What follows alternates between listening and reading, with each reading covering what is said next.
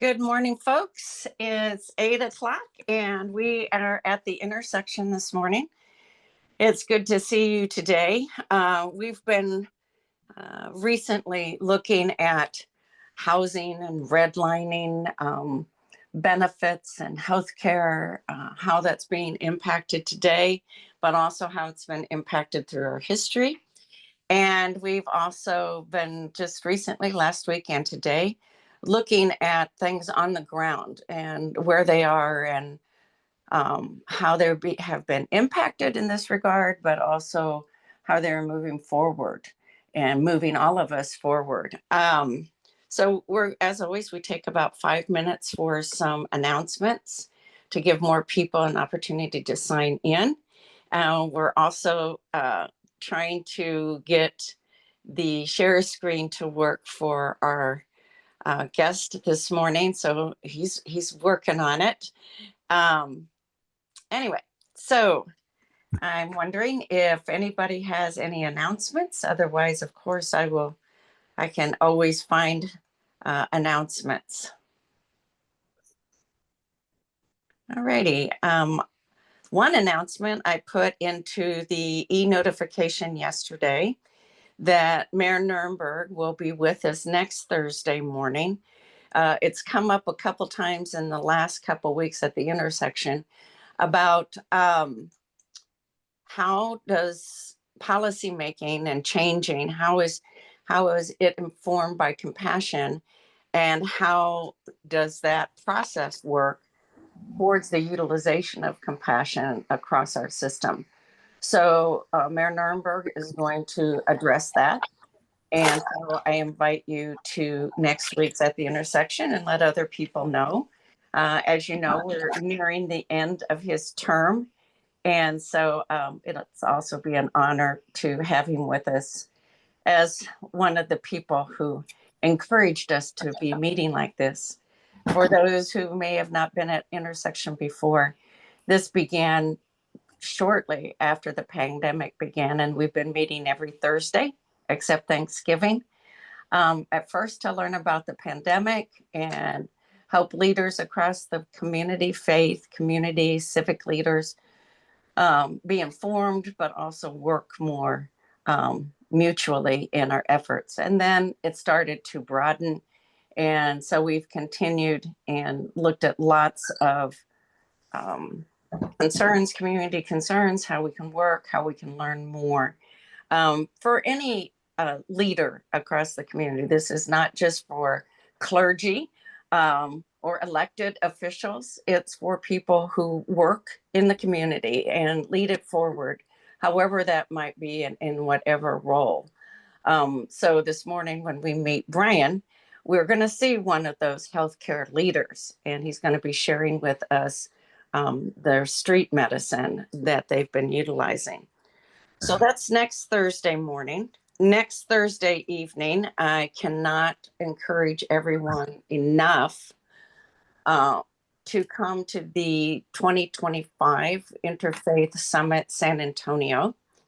The doors open at 6:30 p.m. at the Whitley Event Center at Oblate School of Theology, and the event begins at 7. There is a registration, but if you don't register, or if you have friends who want to come, they still can. We're just utilizing registration to get a number to plan for. And we've got folks coming. So the conversation is going to be on compassion as the antidote to nationalism. Mayor Nurnberg will be facilitating a younger panel of faith leaders in our community to hear and see what others are seeing across the community and what they've learned through their own culture and traditions in addressing such issues. So that's a week from tonight. Doors open at 6:30. The event begins at 7, and I'll try to get, or somebody else will get a link into chat before we leave. Also, don't forget to vote. Early voting is already open. And related to that, we have an historical event that happens in San Antonio that not a lot of people know this piece of history, but at the cathedral, on the day of swearing in any new council, city council, there is also a multi-faith blessing of those new leaders. So again, it's free and open to the public. That is Wednesday, June 18th at 3 p.m. at San Fernando Cathedral. Again, it's open to the public, and I really encourage people to go in not only blessing our new council and mayor, but supporting them, that the community is with them. And then shortly after that, they will be sworn in, and the following day, June 19th, will be their first day in a council meeting. So off to, new leadership. So Martha Ann has her hand up. Can I just ask Brian real quick, how we doing, Brian, with the slides? Do you and I need to do anything? I went ahead and emailed them to you. I'm still okay. I'm going to go to the email, and Martha Ann's going to make her announcement. I'm sort of the grandmother at the University of the Incarnate Word. And in the 1980s, we, the faculty, said to graduate from our school, you not only need to take all these classes, but you need to do 45 hours of service. We've got to learn that we belong to each other in this community. And it's really been pretty wonderful. And at our School of Osteopathic Medicine at the University of the Incarnate Word, Patrick Milberg, others do this wonderful project of street medicine. And Anne was saying that we especially want to emphasize groups collaborating with each other. So I want to put in a plug for the wonderful platform called Give Pulse. Give Pulse is where we post, here is an opportunity to do service, and Give Pulse is where at least 7 colleges and universities, and probably others in this city, find this is an opportunity to do service. So though our doctoral students at the School of Medicine don't have the 45-hour requirement that the undergrads do, we are so grateful that they are doing these wonderful street medicine projects. And I want to encourage everybody, be connected with service needed and service you could give on Give Pulse. Thank you, Martha Ann. And I'm going to ask your assistance as well. So you might put something about Give Chat in chat, Give Pulse, I mean. Brian, your slide deck is not coming through to me in my spam either. Maybe you could try sending it to Martha Ann. She knows how to share a screen, and maybe that'll be our next step of trying to make this move forward. I think I figured it out, actually. Awesome. Yeah. Awesome. So now Martha Ann has already, thank you, Martha Ann, given a lovely introduction to street medicine, but also affirmation of this important collaborative work.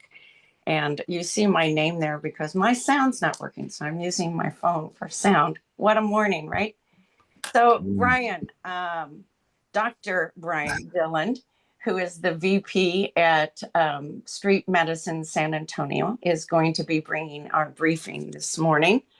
And we're very grateful for that. Martha Ann made that connection for us. So I really want to hear more about it. I get the concept in my head. It's not rocket science, right? What I think it means. But Brian, please tell us more and share with us about street medicine. Yeah, of course, I'd be happy to. Let me see if I can share my screen. Sure.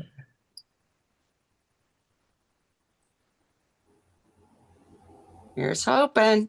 Yeah, I know. Let's see. Really, I need to give Zoom permission to.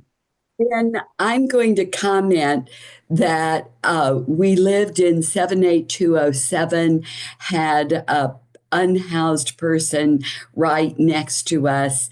We called street medicine, and it has been impressive how they have reached out to him. And look at this, Brian. You That's did it. all right. I like to think I'm tech savvy. I guess maybe I am, but so I'm Brian Dillon. I'm a emergency medicine physician by training. I also now practice mostly addiction medicine. I'm board certified in that as well. And I've been doing street medicine pretty much since Hans Bruntmeyer started it back in 2019. And currently serving as medical director and VP on the board. And so my goal is just to give you kind of a general picture of what we do. It is pretty self-explanatory. The word street medicine pretty much sums it up. There is some pictures of some wounds and stuff on here, just a heads up if it makes anybody uncomfortable. I'll try to give you a heads up when we get to those slides. But this will be pretty quick, and then I could just answer any questions if anybody has any. And yeah, I'll just go ahead and get started here. This is just a quote by Saint Teresa of Calcutta, basically saying, you know, you can find people in need wherever you go. I used to do a lot of international outreach stuff throughout med school. And you know, as you get married, you start having kids, you're kind of anchored down that it's harder to do that. And I also just realized there's plenty of people right in our own city who don't have the basic things that a lot of us have. And so this motivated me to get involved with street medicine. And I kind of got linked up with Hans Bruntmeyer. I don't know if any of you knew him, but he was a retired ER doc who started street medicine in 2019, and got connected to him through one of the students at UIW, actually. Really grateful for that. So just some kind of basic philosophies of street medicine from the Street Medicine Institute. It's pretty straightforward, like I said. I mean, we go to those that are unsheltered, wherever they are. That's kind of the main point of it, is that we go to them because they're not going to come to a clinic, or they very, very rarely will go to an ER if they absolutely have to. And basically bring the care to them, and build connection. And a lot of what we do, you know, beyond treating, you know, a lot of minor acute medical issues, some lesser, some chronic disease management, but mainly building a connection, getting them plugged into all the other resources in town. Because San Antonio does have a wealth of outreach services and help for them, and they just don't know about it, or they haven't been able to get plugged in. And so sometimes we're the first touch point to get them connected to everybody. A lot of what we see is also just mental health issues, substance use issues. And so we try to get them plugged into whatever resources we can with that as well. And trying to do a little bit more and more of that over the years as our resources grow. Our teams usually consist of a medical provider of some sort, either a physician, a PA, or a nurse practitioner. We do have some nurses that volunteer. We have a paramedic that volunteers fairly regularly, and then sometimes we'll try to coordinate with either the local city outreach workers or SAM Ministries, CAN Ministries, Corson, all those organizations in town. Try to collaborate as much as we can with them. And then we do have MOUs in place where we host residents from various programs in town, as well as students, medical students, even undergraduate students from UIW, Trinity University. And we kind of have a rolling wait list to go out with us on the streets. So, you know, where do we go? Who do we see? We go wherever the patients are, wherever we can find them. We often now, since we're well connected with a lot of the other outreach organizations in town, we'll get referrals from, you know, those organizations saying, hey, this person has whatever issue, can you come look at them? And we'll go find them under the bridge, in the woods and encampments, tunnels, wherever they're at, and give them whatever care we can offer. How do we do it? We carry everything in a backpack or a bag, kind of like these that you see. We do supply, keep a stock of, a lot of wound care supplies. We do have a pretty broad spectrum of over-the-counter medications. We also stock some prescription medications like antibiotics, steroids, inhalers, the most common things that we need to treat the things that we commonly see, because you can't write a prescription for any of these individuals and expect them to be able to go to a pharmacy and pay for it and pick up a med. So you have to be able to give them what they need on the spot. We do drive, across all over the city wherever we need to go, and then we'll walk or hike into the encampments where we know that they're at. Sometimes if we don't have any referrals that we're already trying to go see or meet up with, then we'll sort of patrol, so to speak, and go to areas where we know we've seen encampments before. Sometimes we'll even go downtown with various outreach workers that know where individuals might be and just see if anyone needs help. A little bit about the history of Street Med. So it was originally started under the nonprofit of Imago Dei Ministries, which was started by Hans Brandmeier, with a mission just to support mental, physical, spiritual health of vulnerable populations. And since Hans Brandmeier moved away, we dissolved the original nonprofit, created a new one. Now it's called Imago Dei Par Vias. So Image of God on the Streets is the overarching nonprofit, but the only mission of it is street medicine, San Antonio. And so myself, Dr. Muehlberger, PA named Amy Moore, and then a social worker named Tiffany Juarez, we comprise the board right now. Our rounds right now, we still are completely all volunteer. We've been 100% all volunteer since inception. And so because of that, our schedules are, a little bit sporadic because everybody's trying to fit it in around their other busy schedules. But in general, on average, we have a street medicine team going out 1 up to 3 days a week. And we'll do, we call it street rounds, and just go out, wherever the patients are needed, usually for 3 or 4 hours at a time. We're working right now actually with a partnership kind of through UT, but with Be Well and also with Corazon to be able to get some grant funding so we can increase our number of days we can go out, and just give us better resources so we can just meet the ever increasing demand for our services. These are just some images. We do treat a lot of skin conditions, a lot of respiratory issues, a lot of unmanaged chronic diseases, a lot of mental health, substance use disorders. And so we will do whatever we can on the street. That's me in the bottom left, draining an abscess under a bridge. Because like I said, these individuals they will not go to an ER. I mean, with some strong coaxing, and if they are in very dire straits, they'll go, but they're generally pretty wary of formal clinical settings, but they're very grateful to get help where they are if they can. In 2020, August, Tiffany Juarez, those social workers on our board, she started doing mental health outreach alongside of us, where she does counseling and therapy and mental health evaluations. And then we host psychiatry residents through the Tigmer residency in San Antonio. And then their program director at the time, Dr. Miller, was coming out, and at one point we were actually on the verge of being able to administer long-acting psychiatric medications on the street, but that we never quite got through all the red tape before their residency dissolved, and then he was no longer program director, and so now we're trying to work on a new way to be able to do that. But we are still doing the mental health kind of rounds led by Tiffany Juarez.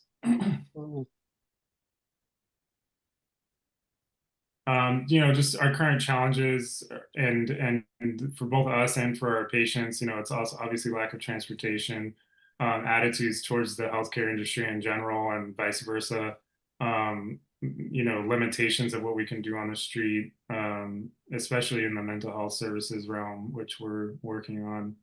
And then just, affordable housing in general for our patients, which there are a lot of good things happening in that arena too, especially like things like Tom Twin Village. But that's pretty much all I got. There's probably a lot more I could talk about. I'm sure if you have questions, I'm happy to elaborate more on any of those points. But that's kind of street med in a nutshell. Thank you, Brian. I've got lots of questions and thoughts. And you did put down like your needs. How could others help more? Do you still have needs for, volunteer doctors? I don't know if others could help, like with transportation. What are some of those ways that the community could help in this? I kind of get the understanding that street medicine, that concept is larger than San Antonio.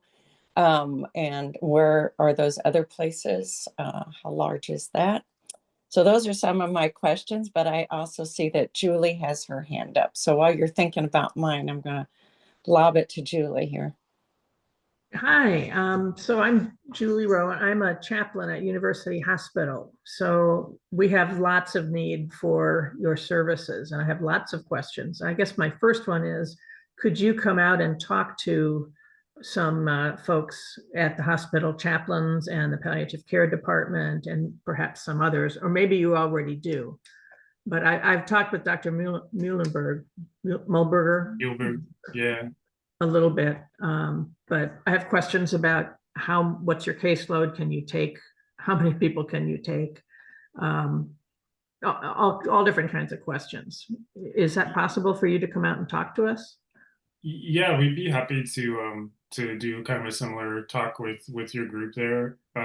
We have taken referrals from various hospitals before, where we've followed up on patients who have been discharged, who might be going back out on the streets. And in general, I mean, we're limited by our the time that our volunteers have right now. Sure. That's going to get a little bit better as we get some of this grant funding coming in. But in general, like I said, building up, like especially once the grant funding comes through, we'll be going out consistently 3 times a week. And in general, depending on how far apart the patients are, how much driving we're doing in between, we can see anywhere from 2 patients up to 8 patients, each session that we're going out on the street. And so while we could quickly get overwhelmed, we just kind of see as many people as we possibly can. And if we can't get to them, we don't get to them. But we're happy to take referrals from the hospital, especially somebody who needs follow-up. And what would be the best contact? So you could email our PA, Amy. She's kind of our coordinator, schedule person. Her email is coordinator@streetmedsa.org. Street med, singular, at Yeah. streetmed. SA.org. Yes. And do you have a phone number or? Hang on one sec. I should have had that already, but let me try. What's Amy's last name? Moore, Moore. Okay, and the social worker, you said Tiffany Juarez? Tiffany Juarez, yeah. She's a licensed clinical social worker. She would be great to talk to too. Yeah. We would have a lot of questions, I think. Yeah, and so I think probably the first thing would be just, one of us can come meet with your group. Might be a good starting point. But for any patient referrals, you can send them to that coordinator email. That's the best way to reach out. Okay. And as far as like street medicine in general, yeah, it's definitely it's a national thing. It was started in the Northeast, in Philadelphia, I believe, was the first program. which still exists today. There's one in Fort Worth that's really robust and pretty much integrated with JPS health system there. Me and Dr. Miller are actually going out there next week to spend some time with them, just to kind of get some ideas on how they run things. Austin has a street medicine program. They're pretty widespread and vary quite a bit. And, whether they're all volunteer like ours or they're fully funded and integrated with the health system, kind of like in Fort Worth. But yeah, they are in a lot of larger cities. And do you have access to like shelter, like immediate shelter other than Haven for Hope? Or referrals for that? We not in any official capacity, I guess. We will refer through the various channels with the contacts we have at all the other outreach organizations in town, but we don't have any other kind of formalized or fast track way of getting people into the shelter. Okay. So there sounds like there's several different ways that the community could help strengthen the work. That's part of the goal with this partnership. So I don't know how familiar you are with UT Health Science Center, but Dr. Matt Dasho, who was one of my med school faculty, took a position there at the Cheevers Institute just last year, and he's been kind of spearheading this partnership as a way of just synergizing what a lot of us are already doing for the same populations in the city. And kind of helping us collaborate a little bit more closely, organize and kind of pool our resources. So he's kind of the, I guess, the glue between this partnership that's developing. And I think it's a good thing because we constantly are seeing the same people, and it makes sense to try to be a little bit better connected, so we can just provide a more seamless, And how do you spell that name? Matt, you said? Matt Dasho, Dacso. He's an internist, and he's now, I believe his position is like director of the Cheevers Institute for Medical Humanities at UT. Great, thank you. I'll shut up now. Right, bye. He's a great guy. Good guy to connect with, and I'm glad he's driving it forward. Other thoughts or questions? We're going to take a little pause here so that those who do need to get on with their day can do so. I want to remind everybody that this is recorded and, of course, posted at Sacred so that you can use just the recording to kind of move forward the conversation, a team of people or some kind of gathering in your organization or congregation that you would want them to know this information and might be able to support this work in as many ways as we can think of, right? So next week, again, I wanted to mention that Mayor Nuremberg will be with us and talking about policy making and policy changing through a compassion process, and what we've been utilizing here in San Antonio for the last half a dozen or so years. So I hope to see some of you then. Other thoughts or questions? I see that Doug asked who is helping provide mental health services now. I see that in chat. And I know you gave a name, but are there larger connections? Ryan?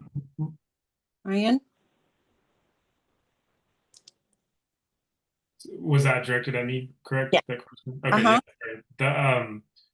Yeah. So with this, as part of this grant partnership, Tiffany Juarez, our licensed clinical social worker, she's going to be heading up regular mental health rounds that in a little bit more robust way than she had previously been able to do, to at least do mental health evals and screenings.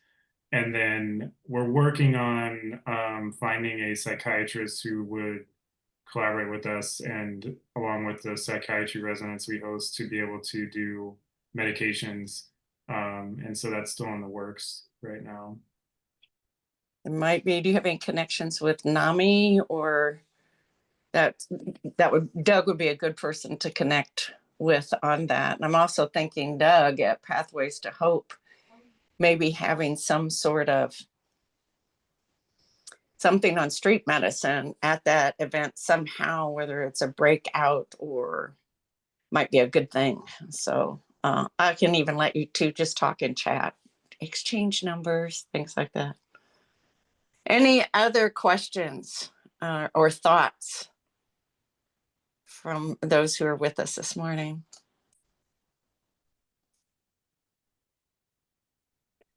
Well, Brian, I want to thank I want to do this from the other end. Since I began by saying at the University of the Incarnate Word, we require community service or service learning so that teachers help students integrate the meaning of service, the importance that I listen to medical students who have participated in street medicine, and they are profoundly transformed. It is an excellent part of their medical school education. So I am very, very grateful to faculty and others who are willing to go beyond, I teach this in the classroom, to taking educational experiences outside, and particularly for taking educational experiences to be in the midst of the vulnerable. So, Brian and all of your people, thank you for the good you're doing for students. Yeah, and the community at large. Mm-hmm. Thank you. Other thoughts and questions? See in the chat box, WOAI did a wonderful hour-long documentary. And at our service learning showcase at Incarnate Word, I showed that WOAI documentary on street medicine. Yeah, good one to copy and paste and utilize. I think So, we Brian, have thank linked you. on our website as well. You can find it there. Oh, good. It Oh, was very nice of them to do that. yeah, it's a good thing to know. So, Brian, thank you for your patience this morning, as well as meeting patients in our world. We're grateful for this kind of work. Talk about the kind of work that people don't see, right? But that is afoot. And you give me hope that this is even happening.